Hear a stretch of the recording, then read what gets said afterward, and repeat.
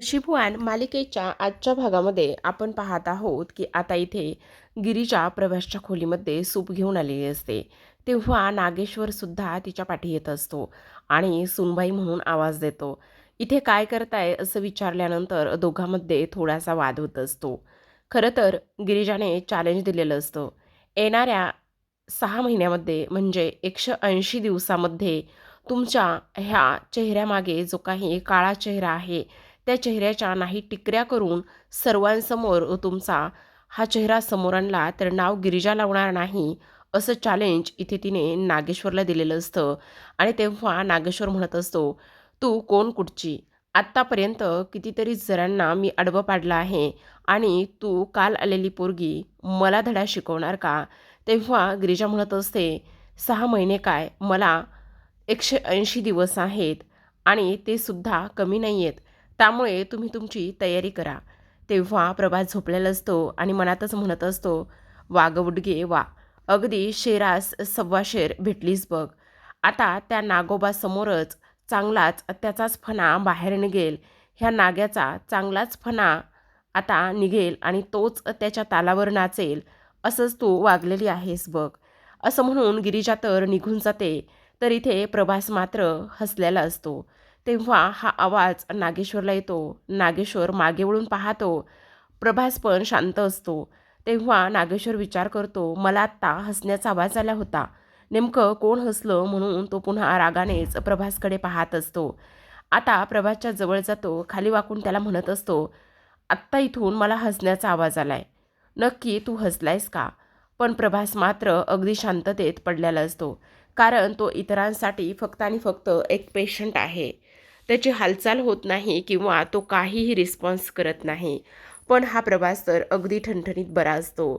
तेव्हा नागेश्वर त्याच्या जवळ जाऊन म्हणत असतो, बोल ना, तू हसला आहेस ना?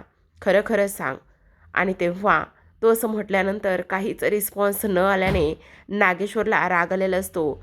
तो लगेच सरळ होतो आणि तिथून त्याच्या खोलीतून जात असतो. पण तरीसुद्धा मात्र इथे प्रभासवर संशय हा असतोच.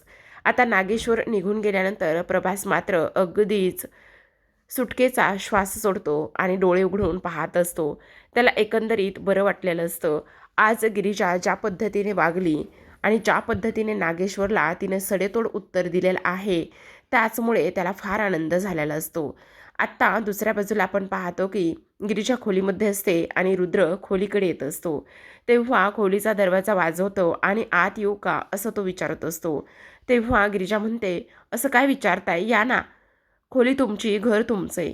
तेव्हा तो येतो आणि म्हणत असतो, मला खरं तर थोडासा उशीरच झाला का यायला? तेव्हा गिरिजा म्हणते, नाही असं काही नाही, पण एवढ्या उशिरा खरंच का आलाय तुम्ही? तेव्हा तो म्हणत असतो, म्हणजे काय आहे ना, आज मला तुमच्याशी थोडंसं बोलायचं आहे, म्हणजे तुम्हाला काहीतरी द्यायचं आहे. तेव्हा ती म्हणते, काय द्यायचं आहे मला? म्हणजे आज तुम्ही माझ्यासाठी किंवा एन्जॉयमध्ये येऊन जे काही केलंत ना, त्या सगळ्या गोष्टीसाठी तुम्हाला मला काहीतरी द्यायचं आहे. एक नवरा म्हणून माझा तो कर्तव्य आहे, अधिकार आहे. तेव्हा गिरिजा म्हणत असते, अहो असं काय करताय? मी एवढंसं फार काही जास्त केलेलं नाही आहे. तुम्हाला असं का वाटतंय? तेव्हा रुद्र म्हणत असतो, असं कसं म्हणताय गिरिजा? तुम्ही ह्या घरामध्ये आल्यापासून पहिल्यांदाच माझ्याकरिता काहीतरी केलं ना, म्हणूनच माझी अशी इच्छा आहे की मी तुम्हाला काहीतरी द्यावं म्हणून. आणि तेव्हा गिरिजा म्हणत असते, पण काय देणार आहात ते तरी सांगा. तेव्हा तो म्हणतो, थांबा थांबा, असं म्हणून पाठीमागे खिशे चापाचापी करत असतो. पण पाठीमागच्या खिशामध्ये त्याला काहीच सापडत नाही. तेव्हा तो म्हणतो, तुम्ही थांबा, बहुतेक ना मी बाहेरच ती गोष्ट ठेवून आलेली आहे. गिरिजा म्हणत असते, पण त्या सगळ्या गोष्टीची काहीच गरज नाही आहे रुद्र. काय गरज आहे? असं काय करताय? हे बघा, देणं तर गरजेचं आहे ना, आणि दिलंच पाहिजे. तेव्हा रुद्राच्या खिशामध्ये काहीच नसतं. त्याने गिफ्ट जे आहेत ते बाहेरच ठेवलेले असतात. तो गिरिजाला म्हणत असतो, तुम्ही फक्त आणि फक्त इथे 2च मिनिट वेट करा प्लीज, मी आलोच. असं म्हटल्यानंतर आता इकडे जो काही रुद्र आहे, तो रुद्र ताबडतोब तिथून बाहेर जातो. आणि रुद्र ताबडतोब खोलीच्या बाहेर गेल्यानंतर पाहतो तर काय, आता त्यानं जे काही गिफ्ट आणलेले असतात ते गिफ्ट तो आतमध्ये घेऊन येतो. ते गिफ्ट आतमध्ये घेऊन आल्यानंतर आपण पाहतो की इकडे आता लगेचच तो रुद्र गिरिजासमोर ते दोन्ही गिफ्ट पकडत असतो आणि गिरिजाला म्हणत असतो, हे घ्या तुमचे गिफ्ट. तेव्हा गिरिजा म्हणत असते, हे काय आहे? तेव्हा तो म्हणत असतो, मोबाईल आहे. अहो कशाला? तेव्हा तो म्हणतो, कशाला म्हणजे मोबाईल कशासाठी असतो? हो ते तसं नाही, पण मोबाईल माझ्याकडे आहे अहो. हा मोबाईल कशाचा? अहो तो मोबाईल फक्त कॉलिंगसाठी वापरता तुम्ही. कधी तुमच्याकडे असा नवीन फीचर्स असलेला मोबाईल मला तुम्हाला द्यायचा होता. अहो पण तुम्ही यामध्ये 2-2 गिफ्ट दिले. 2-2 कसले गिफ्ट आहेत? तेव्हा रुद्र म्हणत असतो, एक तुमच्यासाठी आणि एक मोनूसाठी. अहो पण रुद्र याची काहीच गरज नव्हती. असं काय करताय गिरीजा आता तुम्ही? हे बघा, कधीतरी मला तुम्हाला फोन करावासं वाटलं म्हणजे व्हिडिओ कॉल करावासं वाटलं किंवा तुम्हाला मला कधी व्हिडिओ कॉल करावासा वाटला तर म्हणून दिलेला आहे. तेव्हा गिरिजा लाजत असते. आता रुद्र म्हणत असतो, म्हणजे तसं अगदीच तसं नाही, पण असू देत ना, काय फरक पडतो? आणि मी दिलेलं हे पहिलं गिफ्ट आहे की नाही? मग घ्या ना, नाही म्हणू नका. तेव्हा गिरिजा म्हणते, हो ते सगळं काही ठीक आहे. त्यावर रुद्र म्हणत असतो, आज तुम्ही माझ्यासाठी NGOसाठी जे काही केले त्याचं हे गिफ्ट समजा. तेव्हा गिरिजा म्हणत असते, म्हणजे मी केलेल्या गोष्टीची किंवा मी केलेल्या कामाची तुम्ही परतफेड करताय का? तेव्हा रुद्र म्हणतो, नाही नाही नाही, अजिबात तसं नाही आहे. अजिबात तसं नाही आहे. हे माझ्याकडून तुम्हाला दिलेलं पहिलं गिफ्ट आहे. तेव्हा गिरिजा त्याला थँक्यू म्हणत असते. आता रुद्रसुद्धा तिला मोस्ट वेलकम म्हणून तिथून निघून जातो. त्या बाजूला आपण पाहतो की इकडे आता नागेश्वर खूपच जास्त चेकळलेला असतो. सुभानरावांना बोलावून घेतलेलं असतं आणि म्हणत असतो, सुभानराव, त्या पोरीला मारायला गुंड पाठवले, पण ती पोरगी तशीच तुम्हा सगळ्यांना चकवा देऊन आमच्या नाकावर टिचून ह्या घरामध्ये आली आणि ह्याच घरामध्ये राहते. आता काय करणार आहात? तेव्हा सुभानराव म्हणत असतो, हे बघा साहेब, एक शेवटची संधी द्या. आता अजिबात हलगर्जीपणा होणार नाही. तेव्हा नागेश्वर म्हणत असतो, खरं सांगा, तुमच्याकडून ह्या सगळ्या गोष्टी होणार आहेत का? तुम्हाला हे सगळं काही करायला जमणार आहे का? तेव्हाच सुभानराव म्हणत असतो, हो. आता माझा माणूस मी कामाला लावलाय. तो तिथपर्यंत पोहोचलासुद्धा असेल. तेव्हा नागेश्वर म्हणतो, खात्री करून घेतली का? हो साहेब, आत्ताच माझ्या माणसाशी माझं बोलणं झालेलं आहे. तो त्याच्या कामालासुद्धा लागणार आहे. उद्याची सकाळ गिरिजा पाहणार नाही, असं इकडे तो बोलत असतो. तर आत्ता इकडे आपण दुसऱ्या बाजूला पाहतो की रुद्र म्हणत असतो, खरंच वेलकम आहे तुमचं. तुम्हाला आवडलं ना गिफ्ट? ते महत्त्वाचं आहे. तेव्हा गिरिजा म्हणत असते, पण रुद्र तुम्हाला सांगू का, एवढे असे महागडे गिफ्ट आणि ह्या वस्तू मला वापरायची सवय नाही आहे हो. तेव्हा हा दुसरा मोबाईल मोनूसाठी तुम्ही का आणलाय? अहो असं काय करताय? आपला मोनू जो आहे तो आपल्या सर्वांपासून किती लांब राहतो. मग त्याच्याशी बोलणं होत नाही आणि तुम्हालासुद्धा त्याची आठवण येत असेल ना, म्हणूनच मी हा दुसरा मोबाईल त्याच्याकरिता आणला आहे. आता हे सगळं काही ऐकल्यानंतर मात्र गिरिजाला आनंद तर झालेलाच असतो, पण इथे रुद्रलासुद्धा गिरिजासोबत बोलून खूप आनंद झालेला असतो. रुद्र म्हणत असतो, ठीक आहे, आता खूप उशीर झालेला आहे, तुम्ही झोपा, मी येतो. असं म्हणून आता रुद्रसुद्धा तिथून निघून जातो आणि तिला बाय गुड नाईट करत असतो. गिरिजा मात्र रुद्रचं हे रूप पाहत असते आणि तिला फार आनंद झालेला असतो. गिरिजाचं असं म्हणणं असतं की ह्या नागेश्वरच्या पोटी असा मुलगा जन्माला आलेला आहे, म्हणजे इथे जी काही वासंती आहे ती सुद्धा चांगली आहे स्वभावाने, रुद्रसुद्धा चांगला आहे, पण तो नागेश्वर असा का आहे? त्याचबरोबर आत्ते सासूबाई म्हणजेच उर्वशीसुद्धा अशी का आहे? ह्या सगळ्या गोष्टींचा ती इथे विचार करू लागते. तर आता आपण पाहतो की इकडे गिरीजा मध्यरात्री चांगली गाढ झोपलेली असते. तेव्हा इथे सुभानरावाने पाठवलेला खिडकीतून जो काही माणूस आहे तो माणूस आलेला असतो आणि त्याच्यामध्ये एक परडी असते आणि त्यामध्ये साप असतो. आता तो खिडकीतूनच जो काही साप आहे तो तिथूनच सोडतो आणि तो साप इथे गिरिजाच्या जवळजवळ येत असतो. खाली जमिनीवरून त्यानंतर बेडवरून गिरिजाच्या समोर येऊन तो साप असतो. आता हा माणूस हे सगळं काही दृश्य पाहत असतो. जेव्हा तो साप बेडवर जातो तेव्हा मात्र तो माणूस तिथून निघून जात असतो. आता आपण पाहतो की गिरिजा शांतपणे झोपलेली असते, पण सापाचा फुसफुस करण्याचा आवाज आणि ते सगळं काही गिरिजाला इथे दिसत असतं, थोडंसं ऐकू येत असतं. त्यामुळे गिरिजा मात्र खाडकन डोळे उघडते, तर समोर एवढा मोठा बसलेला साप तिला दिसतो आणि तिला धक्काच बसतो. आता प्रेक्षकांनो त्यांनी इथे इथे स्टॉप केलेला आहे. पुढे काय होतंय काय नाही ह्या तर गोष्टी अजिबात दाखवलेल्या नाही आहेत. पण गिरिजाने स्वतःची ह्या सगळ्या गोष्टीमधून कशी सुटका केली आणि काय केलं हे तर अजिबात दाखवलेलं नाही आहे. कारण गिरिजा जेव्हा त्या सापाकडे पाहते आणि गिरिजा त्या सापाकडे पाहिल्यानंतर आपण पाहतो की इकडे लगेचच आता गिरिजाने डोळे उघडलेले असतात. गिरिजाने डोळे उघडल्यानंतर आता तो साप तिने कुठे ठेवला, कशा पद्धतीने त्या सापाकडून स्वतःची सुटका करून घेतली हे तर काही दिसलेलं नसतं. तर आता इकडे दुसऱ्या दिवशी सकाळ झालेली असते. नागेश्वरला तर आता इकडे आनंदच होत असतो. त्याला तर असं वाटत असतं की गाणे लावून नाचू की काय, म्हणूनच स्वतःच गाणे म्हणत असतो. आणि स्वतःच गाणे म्हणत असताना इकडे सगळ्या हॉलमध्ये इकडे तिकडे पाहत असतो, फिरत असतो. कारण त्याला असं वाटत असतं की आता गिरिजाचं तिकीट कट झालेलं आहे. गिरिजाला एखाद्या विषारी सापाने मारलेला आहे आणि गिरिजा मेलेली आहे. ह्याच गोष्टीमध्ये आणि ह्याच तंद्रीमध्ये तो इथे असतो. आता हे सगळं काही इथे होत असताना आपण पाहतो की इकडे वासंती आलेली असते. वासंती म्हणत असते, काय झालं, तुम्ही काही शोधताय का? तेव्हा तो म्हणत असतो, हो शोधतोय ना. अहो नव्या सुनबाईला शोधतोय. किती उशीर झाला, आम्हाला चहा प्यायचा होता सुनबाईंच्या हातचा. म्हणून म्हटलं सुनबाई नेमक्या आहेत तरी कुठे, आम्हाला चहा मिळणार आहे की नाही. तेव्हा ती म्हणत असते, मी देऊ का चहा? अहो तुम्ही तर द्यालच हो चहा, पण म्हटलं चला आता नवीन सुनबाई आहे त्यांच्या हातचा पण चहा पिऊयात जरा. तेव्हा वासंती म्हणत असते, त्याचं काय आहे ना, खरं तर मला पण सकाळपासून गिरिजा मात्र कुठेच दिसली नाही आहे. कुठे गेली काहीच माहिती नाही आहे, म्हणजे खोलीच्या बाहेर आलीच नाही आहे ती. तेव्हा नागेश्वर म्हणत असतो, काय सांगताय, गिरिजा खोलीच्या बाहेर आल्याच नाही आहेत? हो ना, मला सुद्धा कळलं नाही की गिरिजा खोलीच्या बाहेर कशा आल्या नाही आहेत म्हणून. तेव्हा आता नागेश्वर मनामध्येच विचार करू लागतो. तो म्हणत असतो, गेली गेली, आता सुनबाईचा पत्ता कट झाला. नागेश्वरच्या वाटेतील काटा आपसुकच दूर झालेला आहे. आणि सगळ्यात महत्त्वाचं म्हणजे की आता इथे पेपरमध्ये बातमी येणार आहे. मला एक गोष्ट सांगा, सुनबाईनं असं दुपारपर्यंत झोपणं हे शोभतं का? आणि काही रीती परंपरा आणि आपल्या घरचे संस्कार वगैरे ह्या सगळ्या काही गोष्टी इथे आहेत की नाही, तुम्ही तरी त्यांना समजावून सांगायला हवं की नाही. तेव्हा वासंती म्हणत असते, नाही नाही, म्हणजे आता बघा ना, आल्यापासनं तर ती व्यवस्थित आहे. म्हणजे असं कधी झालं नाही आहे, पण बहुतेक ना तिला गाढ झोप लागलेली असेल.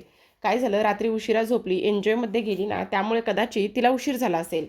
तेव्हा लगेच आता इकडे बबनला आवाज देत असतो आणि बबनला सांगत असतो, काय रे, सुनबाईला कुठे बघितलं का? जा पटकन, सुनबाईला बाहेर कुठे गेल्या आहेत का किंवा बाहेर अंगणामध्ये आहेत का बघून ये. तेव्हा इकडे आता नागेश्वर वासंतीवर चिडतात आणि म्हणत असतात, तुमचं इथे लक्ष पाहिजे सुनबाईकडे, तुमचं लक्ष नाही आहे. तेव्हा वासंती म्हणत असते, बहुतेक ना ती खोलीमध्येच असेल, खोलीमधून ती बाहेर आलेली नाही म्हटल्यावर. तेव्हा आता इकडे नागेश्वर त्याचं राहिलेलं स्वप्न पूर्ण करत असतो. तो म्हणत असतो, आता पेपरमध्ये बातमी येणार, नागेश्वर घोरपडेंच्या सुनेला रात्रीमध्येच साप चावला आणि त्यांचा जागीच मृत्यू झाला.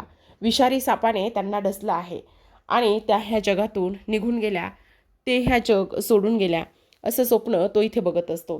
तेव्हा वासंती म्हणते, चला ना आपण खोलीमध्ये जाऊन बघूया, तिथेच असू शकते. तेव्हा लगेच आता नागेश्वरला पुन्हा स्वप्न पडतं आणि ते स्वप्न असतं की आता नागेश्वर आणि वासंती खोलीमध्ये गेलेत. खोलीमध्ये गेल्यानंतर गिरिजा बेडवरच झोपलेली असते आणि तिच्या तोंडातून विष बाहेर पडत असतं, हे स्वप्न त्याला पडलेलं असतं. आणि तेव्हा वासंती धावतच जात असते. वासंती धावतच गेल्यानंतर इकडे गिरिजा उठ ह्या सगळ्या गोष्टी ती इथे करत असते. आणि तेव्हा आपण पाहतो की इकडे ती हे सगळं काही म्हणत असताना नागेश्वरला पुन्हा एकदा आनंद झालेला असतो. तो म्हणत असतो, फायनली आता इथे मला जे हवं आहे त्याच गोष्टी इथे होत आहेत. म्हणजे किती नाही म्हटलं तरीसुद्धा आता इथे गिरिजा इथे माझ्या वाटेतून निघून गेलेली आहे. आणि लगेच तो नमस्कार करतो. आणि तेव्हा लगेच पुन्हा वासंती म्हणत असते, अहो काय झालं, चला ना आपल्याला जायचं आहे ना खोलीकडे. तेव्हा तो म्हणत असतो, हो तर आपल्याला खोलीकडे जायचं आहे ना, चला ना. इकडे वासंती गिरिजाला उठवत असते, गिरिजा उठ ग, गिरिजा प्लीज तू उठ ग, अशी करू नकोस ग गिरिजा, उठ ग, असं म्हणून ती कांगावा करत असते, गिरिजाला उठवण्याचा पूर्ण प्रयत्न करत असते.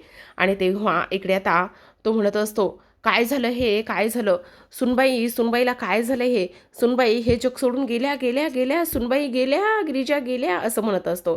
तेव्हाच आता इकडे जी काही वासंती आहे ती नागेश्वरला स्वप्नातून बाहेर काढते आणि म्हणत असते, अहो मी काय म्हणते, आपण दोघांनी इथे हातावर हात धरून इथे उभं राहून काय उपयोग आहे. चला ना, आपण ताबडतोब खोलीमध्ये जाऊया आणि खोलीमध्ये जाऊन शोधूया. तेव्हा लगेच आता नागेश्वर म्हणत असतो, हो हो, चला चला चला, एकही मिनिट मला माझ्या सुनेला शोधण्यासाठी घालवायचं नाही आहे, चला पटकन, चला त्यांच्या खोलीमध्ये.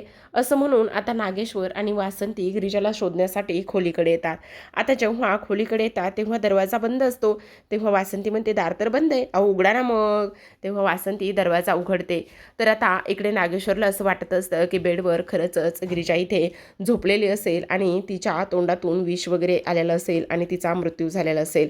तेव्हा वासंती म्हणत असते, हे काय गिरिजा तर इथे सुद्धा नाही आहे.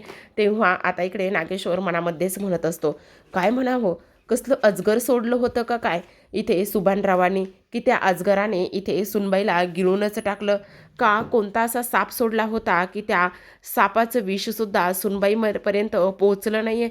काय म्हणायचं ह्या पोरीला, नेमका कसला चमत्कार झाला, अजगराने गिळली का इकडे आमचाच डाव आमच्यावर उलटला, असा इथे आता नागेश्वर विचार करतो. तेव्हा वासंती म्हणते, नाही सुनबाई तर इथे सुद्धा नाही आहे. आता नागेश्वरला प्रश्न पडलेला असतो, पण काय करावं काय नाही ह्या गोष्टी इथे समजतच नाही आहेत. तेव्हा पाठीमागून नागेश्वरला आवाज येतो. ती म्हणत असते, सासरी बुवा. आता सासरी बुवा म्हटल्याबरोबर नागेश्वरच्या तर पायाखालची जमीनच सरकते. सासरे बुवा म्हणणारी गिरिजा जिवंत आहे, एवढा मोठा विषारी साप सोडून सुद्धा ही पोरगी जिवंत आहे, असा विचार नागेश्वर एका फटक्यात करतो आणि पाठीमागे वळून पाहतो तर त्याला गिरिजा जिवंत असलेली दिसते. आता प्रेक्षकांनो, खूपच मोठं महाभारत आणि रामायण आणि तांडव या मालिकेमध्ये सुरू होणार आहे. तर आता आजच्या भागामध्ये एवढंच. उद्याचा भाग खूपच इंटरेस्टिंग असणार आहे, कारण आता इकडे आत्या सासूबाईचा म्हणजे उर्वशीचा चांगलाच माज इथे गिरिजाने उतरवलेला असतो. कारण प्रेक्षकांनो, आपण जर सुरुवातीचे भाग तुम्ही पाहिलेले असतील ना, तर त्या भागामध्ये असं दाखवलेलं होतं की इकडे जी काही उर्वशी आहे ना, ती उर्वशी मात्र इकडे वासंतीला रुद्रसमोर वाईट ठरवत असते नेहमी. म्हणजे वासंतीला रुद्रची काळजी नाही आहे, ताससोबत ती त्याच्यासाठी काहीच करत नाही, चहा बनवत नाही, जेवण बनवत नाही, बनवलं तर उर्वशी बनवते आणि तिला त्या मुलाची काळजीच नाही आहे. रुद्र हा वासंतीला नको होता असं त्याच्या मनामध्ये बिंबवण्यात आलेलं असतं. एकंदरीत काय तर वासंतीची प्रतिमा रुद्रच्या बाबतीत वाईट ठरवण्यात आलेली असते. आता इथे नवीन सुनबाई आल्यानंतर जेव्हा वासंती चहा बनवते, वासंतीने बनवलेला चहा इथे मध्येच उर्वशी ढापते आणि तिला रुद्रला तो द्यायचा असतो. त्यामुळे कब्बशी घेते. तेवढ्यात गिरिजा येते आणि तिच्या हातामधली कब्बशी घेते आणि वासंतीच्या हातात देते आणि ती म्हणत असते, तुम्ही द्या रुद्रला. रुद्र काम करत असतो आणि चहा घेऊन वासंती आलेली असते. आता रुद्र चहा पितो आणि म्हणत असतो, आईसाहेब काय चहा झालेला आहे, एक नंबर कमाल असा चहा झालेला आहे, असं इकडे तो आता वासंतीला म्हणत असतो. आता सुरुवातीलाच एवढ्या दिवसातून एवढ्या वर्षातून सुरुवातीलाच तिच्या मुलाने वासंतीने तिची इथे तारीफ केलेली असते, स्तुती केलेली असते, कौतुक केलेलं असतं. त्यामुळे वासंतीला आनंद झालेला असतो. आता इकडे तो निघून जातो. वासंतीचे डोळे भरून आलेले असतात. तेव्हा गिरिजा वासंतीसमोर येते आणि म्हणत असते, असं काय करताय, जे ज्याचं आहे ते त्याला मिळालंच पाहिजे, हा हक्क तुमचा आहे. रुद्रने केलेलं कौतुक घ्यायचं तुमच्या नशिबात आहे आणि तो तुमचा हक्क आहे, ते तुम्हालाच मिळणार. आता ही गिरिजा आलेली आहे ना, तुमची सून ह्या घरामध्ये आली, त्यामुळे जे ज्याचं आहे ते त्यालाच मिळणार. काय हो आत्ते सासूबाई, बरोबर ना? असं म्हटल्याबरोबर आता इकडे उर्वशी मात्र रागानेच गिरिजाकडे पाहते आणि तिला प्रचंड राग आलेला असतो. पण वासंती मात्र एका पॉईंटला फारच खुश असते. तिचा आनंद आज गगनात मावत नसतो, कारण आता इथे तिच्या मुलाने तिचं पहिल्यांदाच कौतुक केलेलं असतं. पण वासंतीची मात्र आता पायरी घसरत चाललेली असते, पद कमी होत चाललेलं असतं. कारण किती नाही म्हटलं तरीसुद्धा इथे आता जी गिरिजा आहे ती वासंतीच्या बाजूने उभी राहिलेली असते, तर इकडे उर्वशी आणि नागेश्वरच्या विरोधात खंबीरपणे उभी असते. तर प्रेक्षकांनो, पाहत रहा नशीबवान. भेटूयात उद्याच्या भागामध्ये. तोपर्यंत धन्यवाद.